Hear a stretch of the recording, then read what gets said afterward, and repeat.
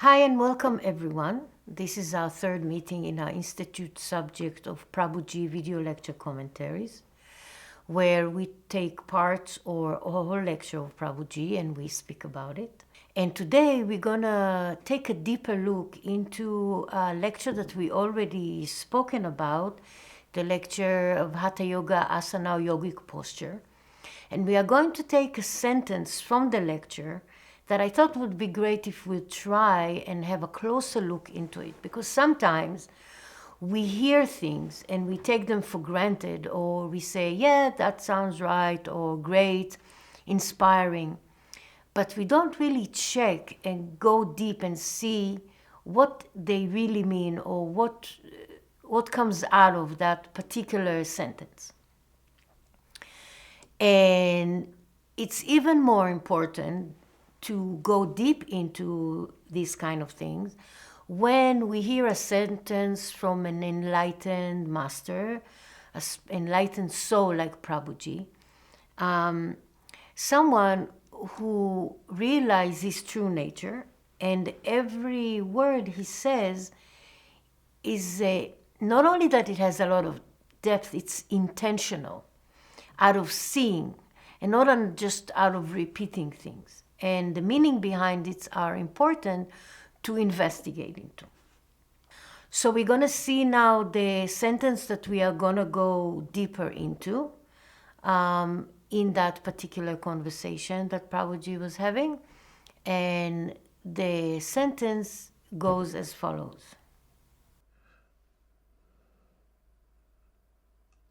I want to clarify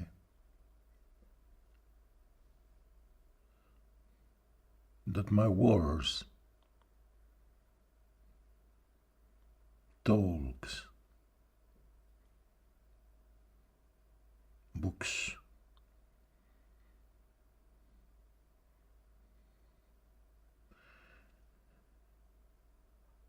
are not teachings. This is not a message.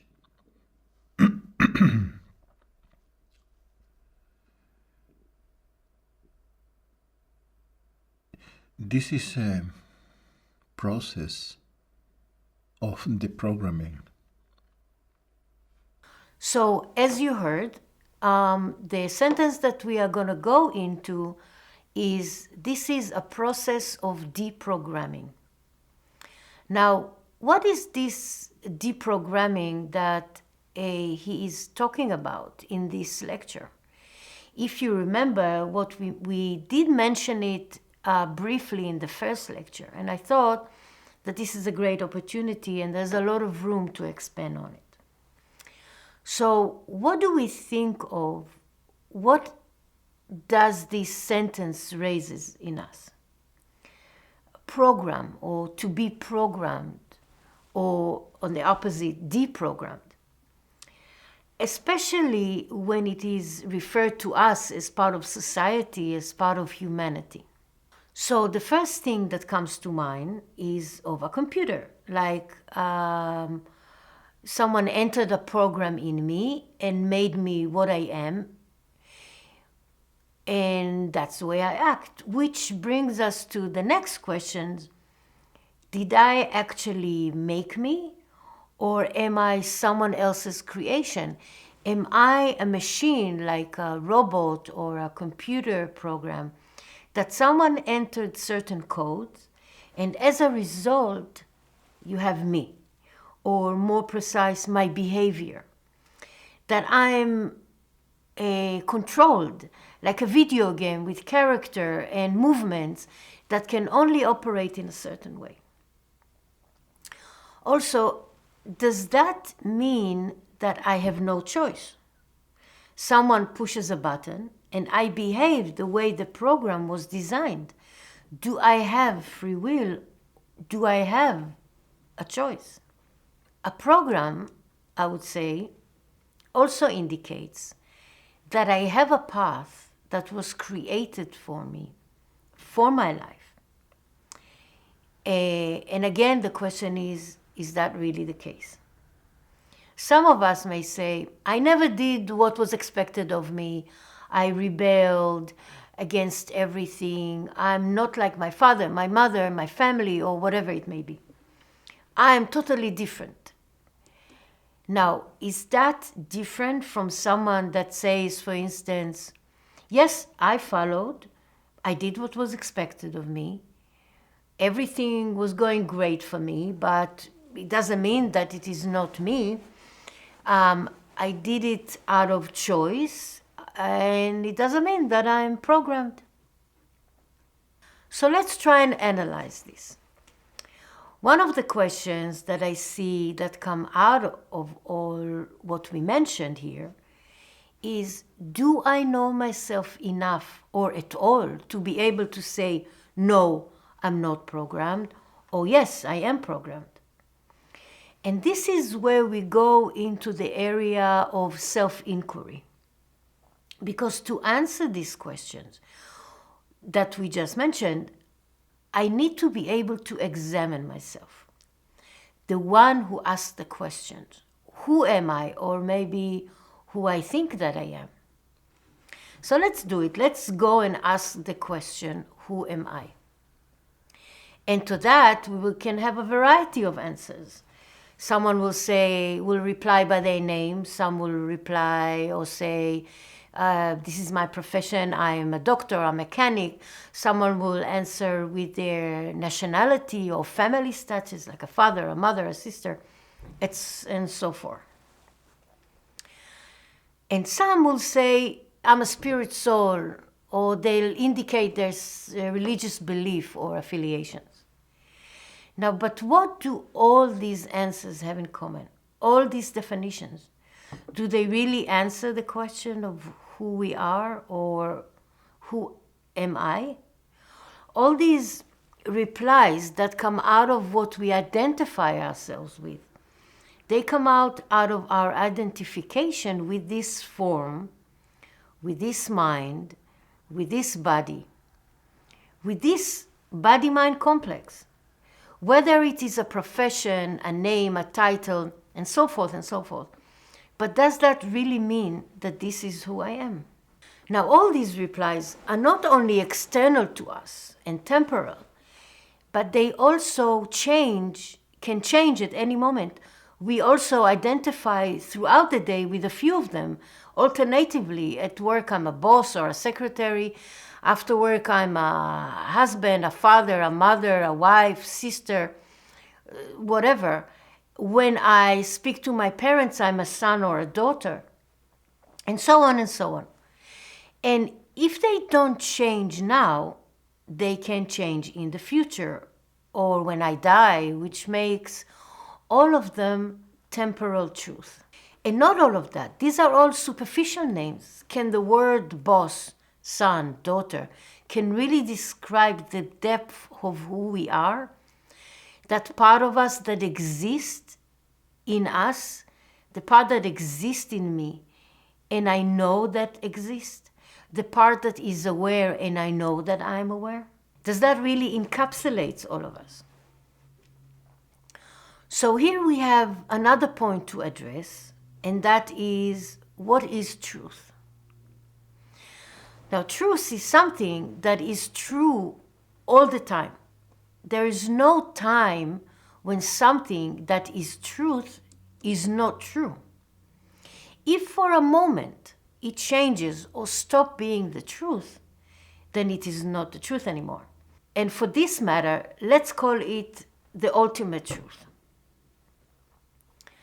The Ishavasya Upanishad begins with a verse, or actually the invocation, that says, Om Purna Adaha Purnamidam Purnat Purnat Mudachyate Purnasya Purnam Adaya Purnam Eva Vasishyate. And the meaning of this invocation is, that is the whole, this is the whole, from that whole, the whole is manifested. When this whole is extracted, the whole is still whole. In Bhagavad Gita, chapter 2, verse 16, there's a verse that says, Nasato vidyate bhavho nabaho vidyate sataha, ubayorapi drishto nataha, tvanayos tatwa darshi vihi. And what this verse is saying is, of the transient there is no endurance, and of the eternal there is no cessation. This has verily been observed and concluded by the seers of the truth after studying the nature of both. So what do we have here? Basically, what these two verses are telling us is that something that is real or true, it has no point in time that it is not real or true. It has no beginning of when it started to be true or started to be real, and no point where it stops being truth or real. No matter what we will do to it, no matter what will change, what may occur, the truth, reality, will always be that. Now, since all the answers we gave previously in regards to the question of who am I came from our identification with our body-mind complex, from our identification with this egoic phenomenon, and at some point they will not be true, circumstances may change, and we will not be that anymore, or they may be our name or our profession, our beliefs, but they are not who we are. And if we take it one step further, if we say, I am this body, I am this mind, remember that we mentioned in the previous lecture that anything I can observe, it means there's a distance between me and whatever I observe, which makes me the observer and it the subject of observation. And again, no matter how subtle or how close it is to me, it is still not me. It is something I have, it is something that I feel, but it is not me. And it's also true when we observe the mind. The mind. I may have a mind, but the fact that I can see that I'm aware and that I have a mind means that I am not it. So if we go back to all the answers we said prior, that these are all because of our identification with the body-mind complex, they are not direct perception. So let's check what is this mind that we are so identified with, this I that we relate ourselves as, and how it relates to this deprogramming that Prabhuji mentioned at the start of this talk. So in order for us to do that, we are going into the field of Raja Yoga. Now this path is very big subject and we were not going to go and cover all of it. And that's not the intention. What we are going to mention are a few things from Raja Yoga that we need for this subject. Now Raja Yoga is a path that teaches us about the mind and eventually how to transcend it. It's an ancient path that teaches us about the functions of the mind, from its origins to the point of how to go beyond it. And all not from mental speculation, but from rishis or seers of the truth who observed themselves and broke it down very precisely for us. And if you are a little familiar with yoga and its different branches and paths, you probably heard of Patanjali Maharishi, who is the author of the Yoga Sutras, which is the text that is dedicated to this subject of the mind and to the transcending the mind. Now, according to Raja Yoga, the mind is the medium in which existence, the one, is manifesting itself in the universe, in these platforms of name and forms, from one to many.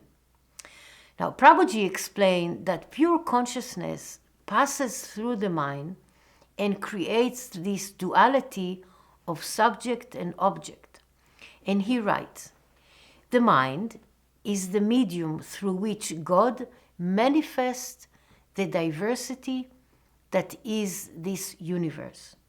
When the pure consciousness of the self passes through the mind, it creates duality and thereby the cognitive reality of subject and object. The mind is very subtle, but it can still be observed. And what gives it its solidity, or the sense of solidity and continuity, is the constant streams of thoughts and their movement. And because they are so rapid, we get the impressions of this solidity and continuity. It is many times described like images in a film, that even though they are all single frame, when they are being projected rapidly, we see one long movement and continuity, and that's how movies are made. Now, Patanjali Maharishi, in his Yoga Sutras, tell us that yoga, or union, is the cessation of the mental activities. The sentence is yogas chitta vritti nirodha. Now, before going a little deeper into the next part, we will start with an example, and then we will go into it all in a few more details. So, we have two people walking down a road, and they both see at the same time, ahead of them, a creature. Now, both of them recognize this creature to be a dog. Now, one of them reacts in delight and joy and starts calling it with sweet words and la, la, la, la, la. The other starts sweating, heart beating, racing, shivering, and gets into such a level of anxiety that the only thing he wants is to escape. Now, what is the difference?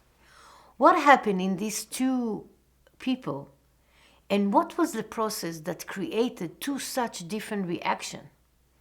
And pay attention, the word is reaction.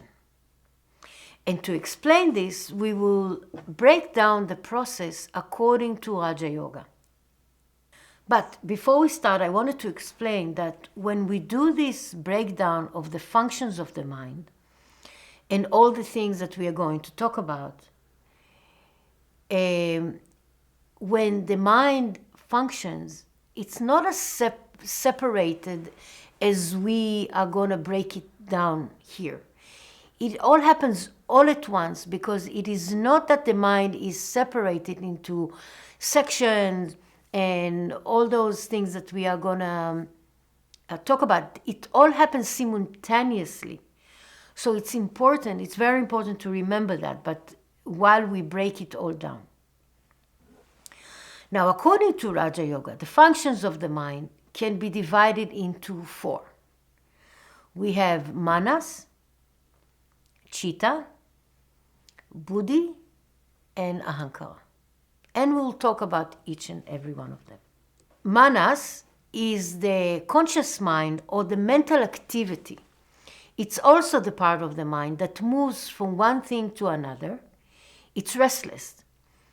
That's the part that acts like a radar and observes the world around and evaluates it.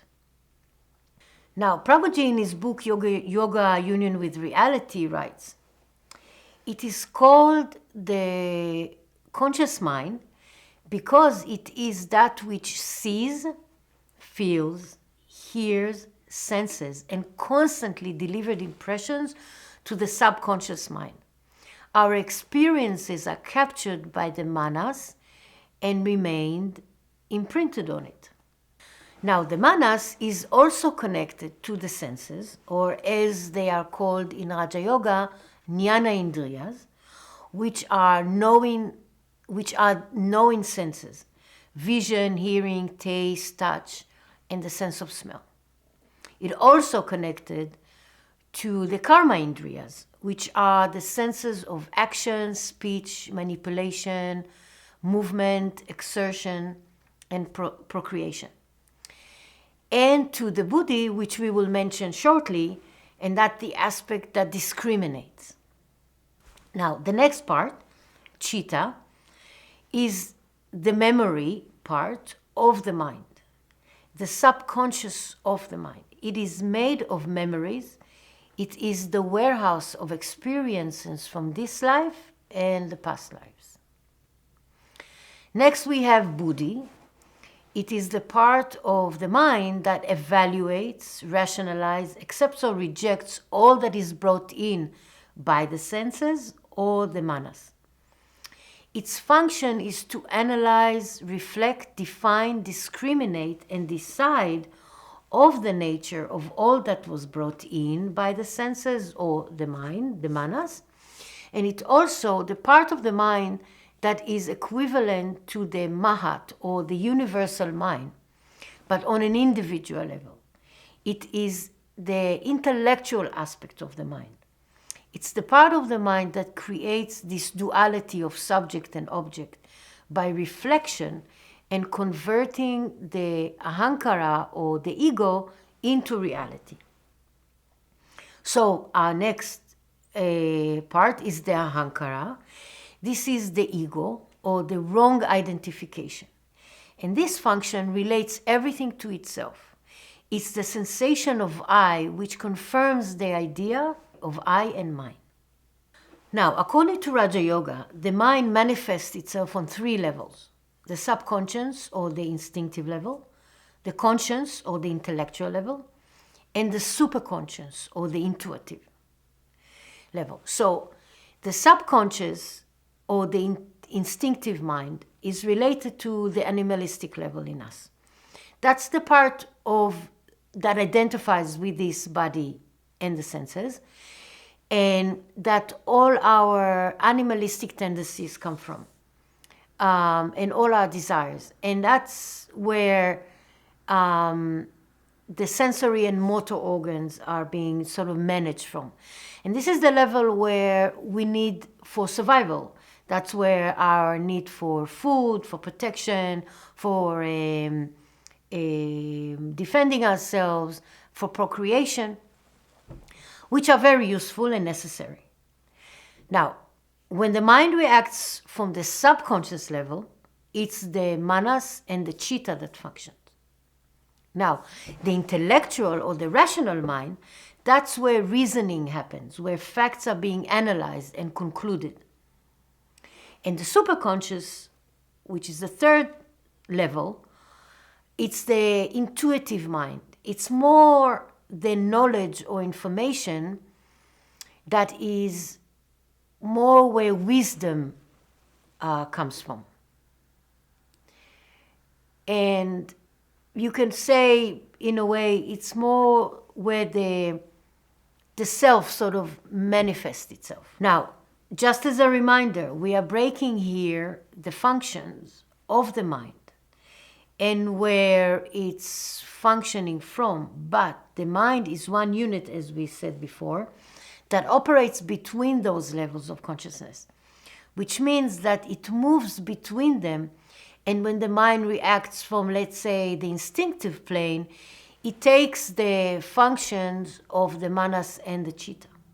When it functions from the intellectual plane, it takes the functions of the buddhi, and so forth and so forth.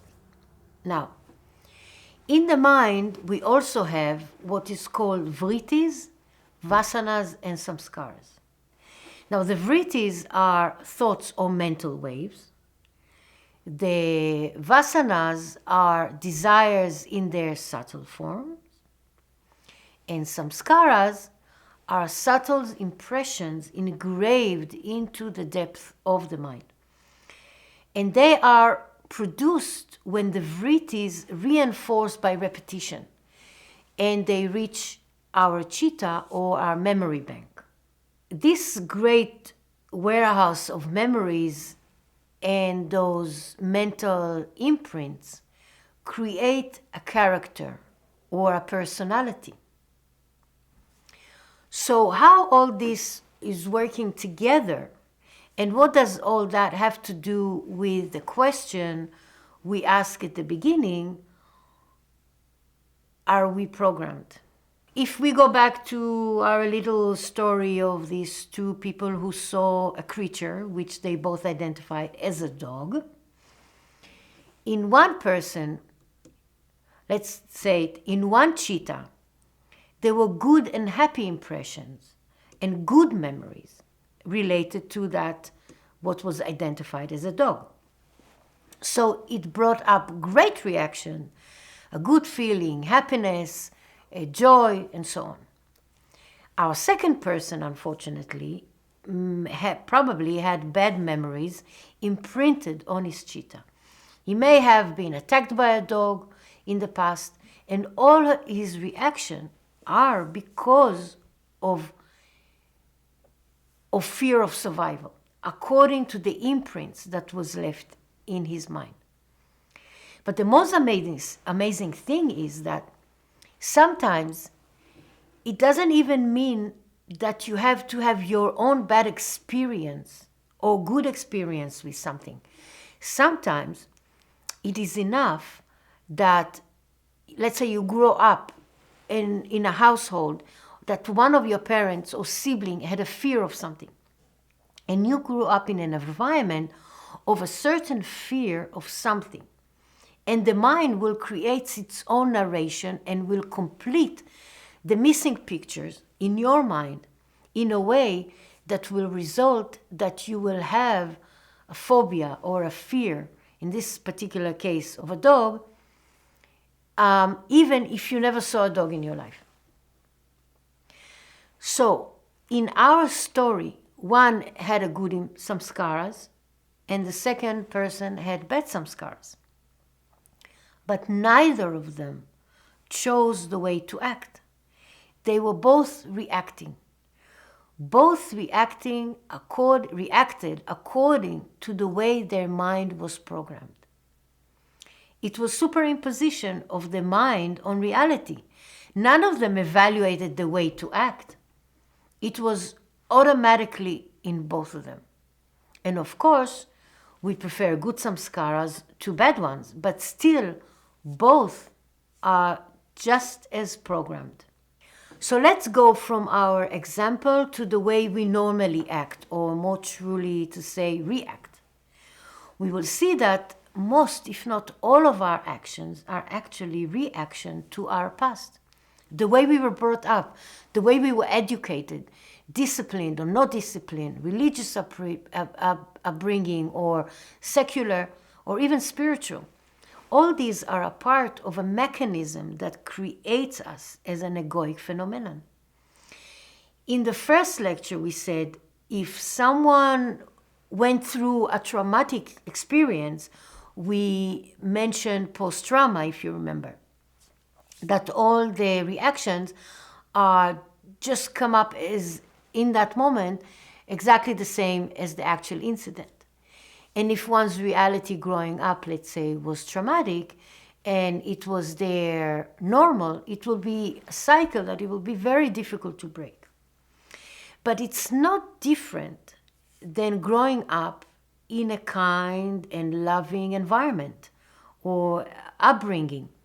It is easier for sure. It is nicer for the person and for everyone around because the reaction most likely will be nicer and will be more agreeable to society than someone that grew up in a harsh environment or in a different way. But from the way the mind works, there's no different. It is just either a good program, a hard program, or even sometimes bad program, but it is all the same, no freedom, because we are identified with our mind and with this body-mind complex and with this I idea, and indeed it is an elaborated program that if we want to be able to change it and eventually transcend it, it's not so easy because of our identification as me, who I am, and it is really very difficult to transcend. It actually requires a lot of awareness, first to be fully aware of our own program, and then to change the patterns of behavior that were created as a result, to create new samskaras, new concepts. And in the spiritual path, the yogic practice or sadhana is one of the tools to change the way we react and handle ourselves in this world. But it is still not the full answer, because it still plays within this realm of our identification with our mind. It is indeed more favorable, all the sadhanas, all the spiritual practices. But no matter what they are and what discipline you follow in the spiritual path, and they are indeed a great tool, it creates a better environment for us to be able to watch ourselves, to be able to observe the mind. But it is not what will make us go beyond the mind. Someone who grew up in a religious home, for instance, will have exactly the same predicament. The religious acts he will perform will be just as much a reaction as someone else who grew up without any religious or spiritual affiliations. The only way is then awareness, to be able to observe ourselves, to be able to see to such an extent that we will start seeing the program, the doer in this program, and start disidentifying ourselves with this idea that we have. Raja Yoga is one of the paths that has the practice of Hatha Yoga in it, as the part of the ways to be able to observe ourselves in this process of deprogramming, to observe the body and the mind. And what Prabhuji is talking about in his lecture and in his books is about this process of deprogramming. Each time from a different angle, from a different point of view, from a different discipline. He is a master investigator into this phenomena called the mind. To totally get out of that cycle, good and bad, happy, sad, this duality we live in, we only know something in this world because of its opposite. And as Prabhuji explained many times, if you are born into a room that has only light, and where you lived your whole life, you will not know what darkness is, but at the same time, you will also not know what light is. And since the spiritual path, we cannot know our true nature through the tools that we use to know this world of phenomena, we can only observe what it is not and disidentify ourselves with it as much as possible. And the ahankara, the ego, the mind, is not so easy to go beyond, because in a way it is to die before you die. And nobody wants to die. And the mind will do all it can to survive. We will do all we can to survive, playing tricks on ourselves, even in the most subtle levels. Prabhuji talks about it in his lecture commentary on the koan, When You See the Buddha on the Road, Kill Him. I really recommend that lecture. It actually speaks about that part. And this is the deprogramming that is mentioned in Prabhuji lecture. Now, in the book Experimenting with the Truth by Prabhuji, he was asked about the mind. And he replies the following. To overcome the mind does not mean to stop using it, but just not to leave it turned on 24 hours a day. Although it is essential to function in the world, it will function more efficiently if we give it a rest. And he also says here, to get rid of the mind is to free ourselves from its dominance and not allow it to control us. We can live with the mind, but without identifying with it. Dominated by the mind, we will live in hell. but mastering it, we shall discover ourselves as infinite consciousness. So I think that concludes nicely our going deeper into the subject of deprogramming.